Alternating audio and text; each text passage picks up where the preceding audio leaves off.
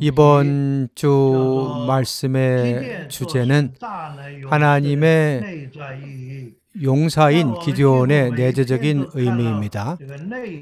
우리가 메시지마다 내재적인 의미를 말했죠. 내재적인 의미란 대체 무엇을 가리키는 것입니까? 이 내재적인 의미라는 것은 그 사람, 그 일, 그 역사가 하나님의 영원한 경륜과 어떠한 관계가 있느냐는 것이죠. 하나님의 경륜과 관련된 부분이 곧 내재적인 의미이고, 관계가 없는 부분은 하나님의 경륜과 관계가 없는 부분은 내재적인 의미가 아니죠. 그러면 하나님의 영원한 경륜은 무엇입니까? 그것은 바로 그리스도께서 하나님의 경륜의 중심과 전부라는 것입니다. 전부가 중심이 그리스도이고 전부 또한 그리스도입니다. 그러므로 하나님의 경륜은 그리스도입니다. 여기에 중심과 또한 전부가 있습니다. 중심은 그리스도 자신이고 전부는 교회를 말합니다. 이 그리스도께서 그분이 많은 곳에 미칠 때 그것이 교회가 되는 것입니다. 그러므로 위트니스 리 형제님께서는 구약과 신약에 대하여 라이프 스타디가 무엇인가? 라이프 스타디라는 것은 바로 그 한 권의 성경책에서 그 중심이 뭔가를 얘기하죠. 어디에서 그리스도, 어디에서 교회를 말하는가를 말하죠. 그리스도와 관련되지 않고 교회와 관련되지 않은 것은 하나님의 일의 한 부분이 일의 일부가 아니죠. 하나님께서 역대로 일하신 목적은 그리스도와 교회를 얻는 것입니다. 이 방면에서 우리가 이해하기 바랍니다. 그러면 기드온은 어떻게 하나님의 용맹한 전사가 되었습니까? 이 중심과 전부의 방면에서 말한다면 이것은 무엇을 가리키는 것일까요? 그리스도 우리가 기드온이 이기는 자가 되는 요인이 무엇입니까? 그가 성공한 요인은 무엇입니까? 그가 이기는 자가 되는 것이든 또는 이기는 이가 되는 요인은 그리스도와 교회와 관련되어 있습니다. 이번 주 6일간의 양식을 읽어보시면 알 것입니다. 첫째로 기드온은 자신이 작은 자라고 여겼습니다. 또한 그는 그의 집이 므낫세 지파에서 가장 가난한 자로 여겼습니다. 그는 아주 작고 가난한 자로 여겼습니다. 이것이 그가 이기는 이가 된 한 가지 요인입니다. 그런데 사사기의 기록을 자세히 보면 그가 가장 가난한 자가 아닌 것 같고 또한 가장 작은 자가 아닌 것 같습니다. 어느 날 그가 가나안의 그 바알의 우상을 헐어버리려는데 그것을 태워서 제단으로 하나님께 제물로 사용했죠. 제단으로 사용했죠. 그가 10명의 종을 선택했다고 했습니다. 그러므로 그의 종들이 10명 이상이라는 것이죠. 20명 이상이 될 수도 있죠. 그들 중에 10명을 선택하여 함께 그 일을 했죠. 그러므로 누구 집에 만일 10명의 종이 있다면 10명의 종인 사람 많지 않은데 10명의 종을 선택했다고 했죠. 그러므로 가장 가난한 자가 아닐 수 있습니다. 그리고 번제를 드릴 때에 그의 집에 있는 7년 된 두 번째 소를 드렸다고 했습니다. 두 번째라는 말은 첫 번째가 있다는 것이죠. 그러므로 소가 2마리 정도는 된다는 것이죠.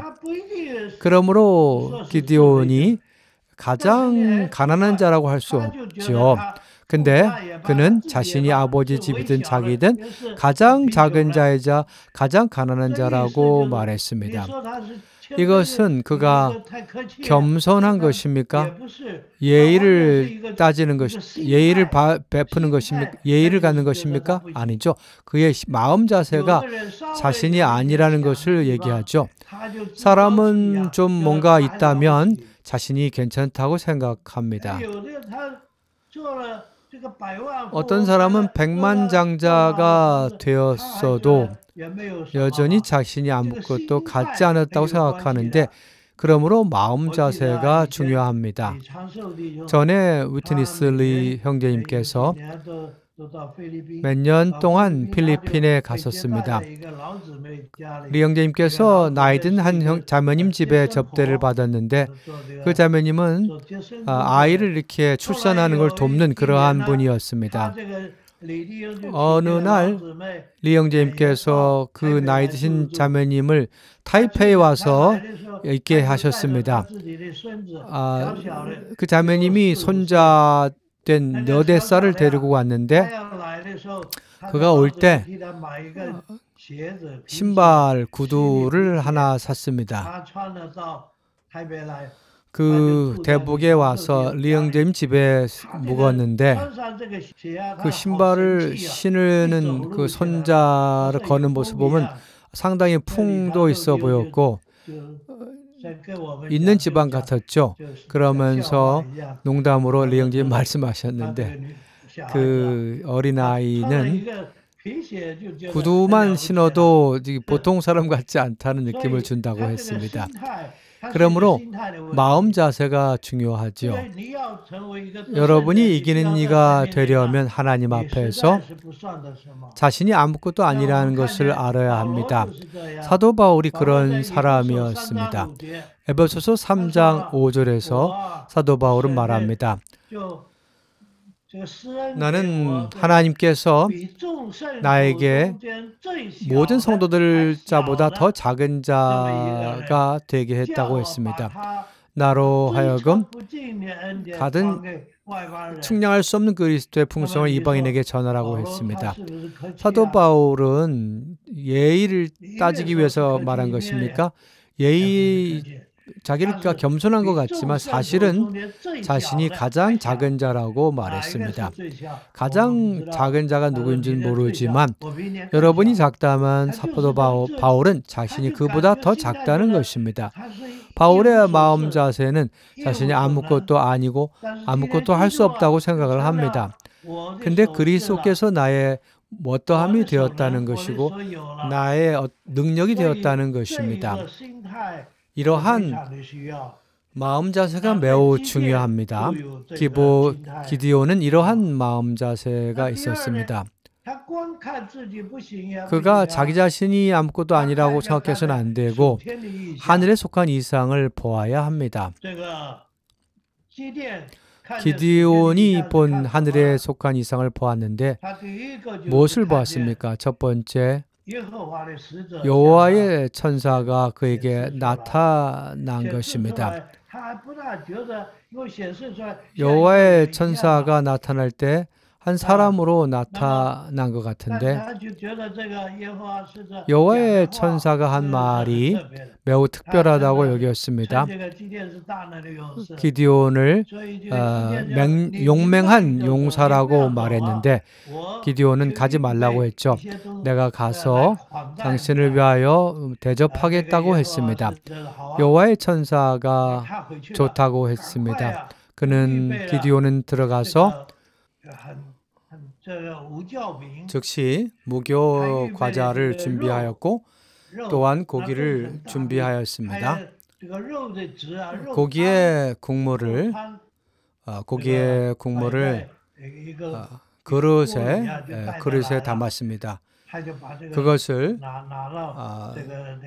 테레빈 나무 아래 계신 그분께 가져다 드렸습니다. 여호와의 천사가 거기서 기다리고 있었죠. 여호와의 천사가 그에게 그것을 바위에 놓으라고 했죠.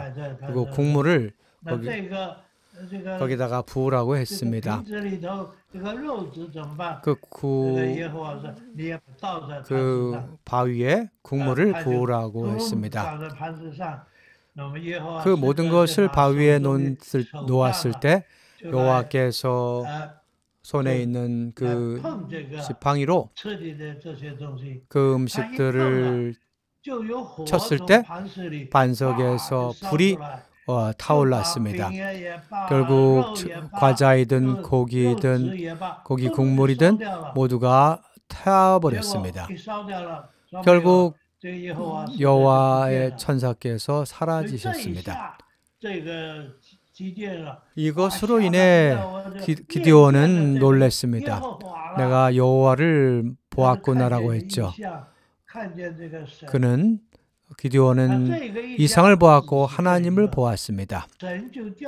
하나님은 기드온으로 하여금 미디안의 장막에 가서 들어라고 했습니다. 그는 종을 한 명 데리고 갔지요.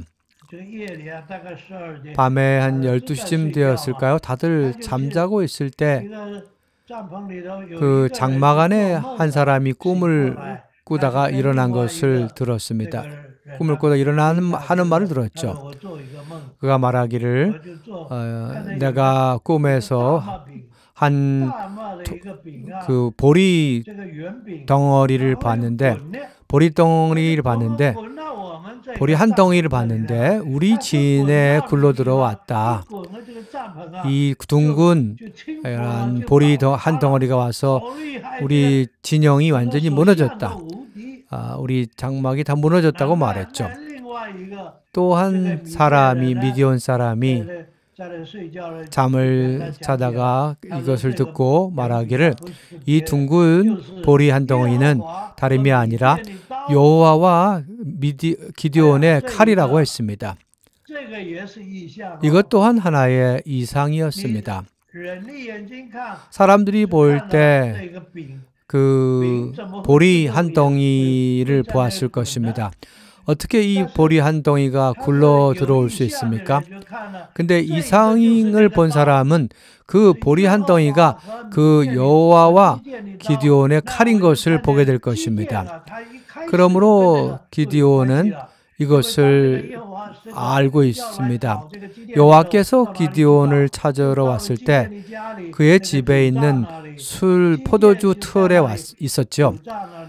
기드온은 거기서 밀 타작을 했었습니다. 그는 사람들이 보지 못하기에 거기서 밀을 타작했습니다. 밀을 타작한다는 게 무엇입니까? 이것의 영적인 의미는 바로 하나님의 말씀을 접하는 것이죠. 하나님의 말씀이 그에게 살아있는 말씀이 되게 하는 것입니다. 먼저 하나님 말씀은 쓰여진 말씀이죠.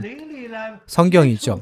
영 안에서 말씀하신 하나님을 접함으로 그 말씀은 살아있는 말씀이 됩니다.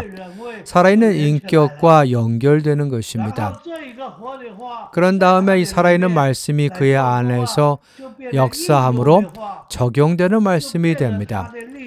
그에게 능력이 되고 그에게 안내가 지침이 됩니다. 그의 인도가 되는 것입니다. 그러므로 그 기드온이 밀을 타작했다는 것은 쓰여진 말씀이 살아있는 말씀이 되게 했다는 것이고 살아있는 말씀이 적용되는 말씀이 되게 했다는 것입니다. 이것이 밀을 타작하는 것입니다.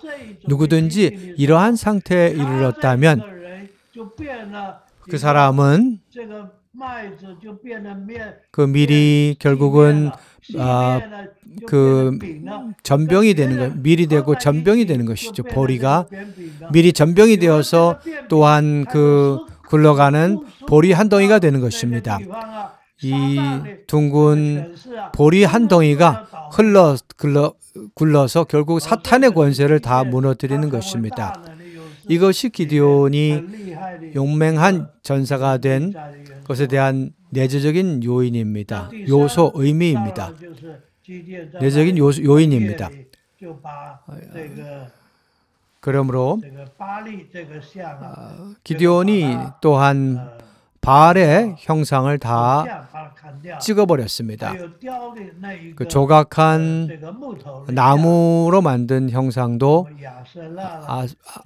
아세라상이죠. 아세라상을 다 찍어버렸습니다. 그러한 나무를 제목으로 삼아서 태웠죠. 번제로 태우는 데 사용했습니다. 여기서 기드온은 사탄과 관련된 우상을 다 처리했습니다. 기드온은 첫 번째로 사탄을 이긴 것입니다. 사탄은 우상 안에 숨어 있습니다. 사탄은 나무로 만든 이러한 조각한 형상 안에 숨어 있죠. 그것을 처리한 것입니다. 이것을 행했죠.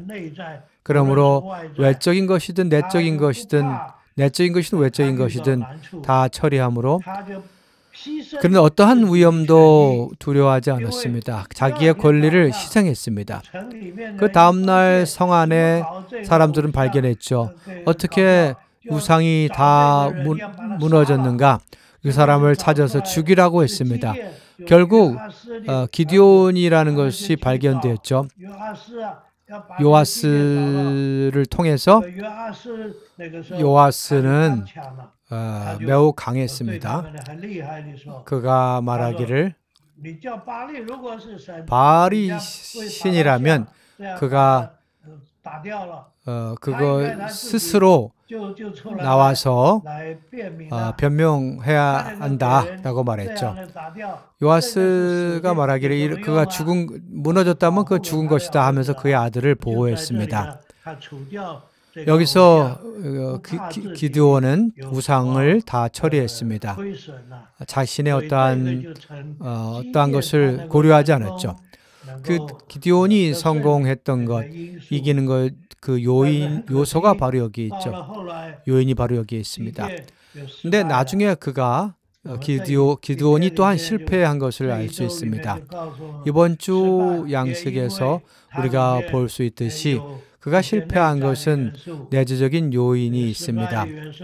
실패한 요인들의 첫 번째는 그가 인자하지 않았습니다. 그에게 인자함이 없었습니다. 이스라엘의 동족에 대하여 인자하지 않았습니다. 기드온이 전쟁에서 이기고 미디안 사람을 쳐서 이긴 후에 2만 명이 싸우는데 2만여 명이 도망갔죠. 기드온은 300명을 데리고서 이끌고서 전쟁을 치루었죠. 그들은 정말 전쟁에서 피곤하고 또한 배가 고팠습니다. 어떤 곳에 숲곳이죠. 그곳에 가서 이스라엘 백성이 떡을 주기를 원했습니다. 그러나 그들의 말은 좋지 않았습니다. 당신이 미디안의 두 왕을 잡았다고 해서 우리가 떡을 줘야 된다고 생각합니까? 이 말은 정말 안 좋았죠. 안 좋은 말이었습니다. 기드온이 말하기를 그럼 내가 두 왕을 잡아온 후에 내가 돌아와서 너희를 가시와 진레에다가 여러분의 살을 짓밟을 거라고 말했습니다. 그 다음에 또 다른 곳에 갔는데 그곳에 배가 고파서 똥이란 말을 했습니다. 기드온은 돌아오는 길에 너희들을 처리할 거라고 말했습니다. 결국 기드온은 미디안 사람이 잠든 그 사이를 이용하여 그들을 다 쫓아내 버렸습니다. 그리고 두 왕을 잡았죠. 돌아와서는 기드온이 앞에서 말한 두 성에 있는 이스라엘 사람들을 찾아왔죠. 먼저 숫곳에 있는 사람들에게 장로가 몇 명이냐고 물었죠. 77명이라고 말했죠.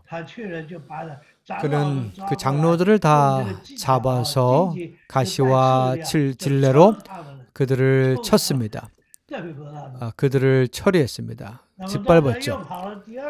두 번째 성에 가서도 거기에 큰 하나의 그 누각이 하나 있었죠. 그런 망대를 다 태우고 사람들을 죽였습니다. 이것이 그가 하나님께서 인자하신 분이라는 것을 몰랐습니다. 인자함으로 사람들이 회개하기를 원한다는 걸 몰랐습니다. 그것은 하나님의 계명 중에 사람을 네 번째죠. 살인하지 말라의 계명을 범했습니다. 이것이 그가 실패한 첫 번째 이유입니다. 두 번째, 그가 육체를 제재하지 않고 육체에 떨어졌습니다. 어떻게 알 수 있습니까? 기드온은 아들을 70명이나 있었습니다. 오늘 우리 중에 누가 70명의 아들을 낳을 수 있습니까? 그에게 아내가 많다는 것을 말해주죠. 아내가 몇 명인가는 알 수 없습니다. 그런데 아들만 70명이고 딸이 또 몇 명인지는 알 수 없죠.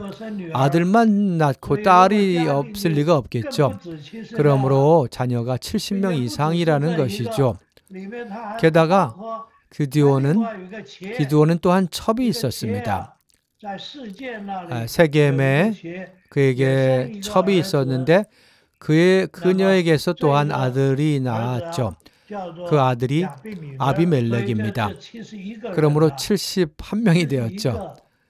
71명이 되었죠. 또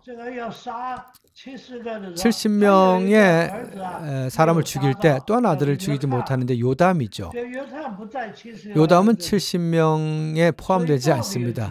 그러므로 그의 아들이 몇 명인지 정확히 알 수 없습니다.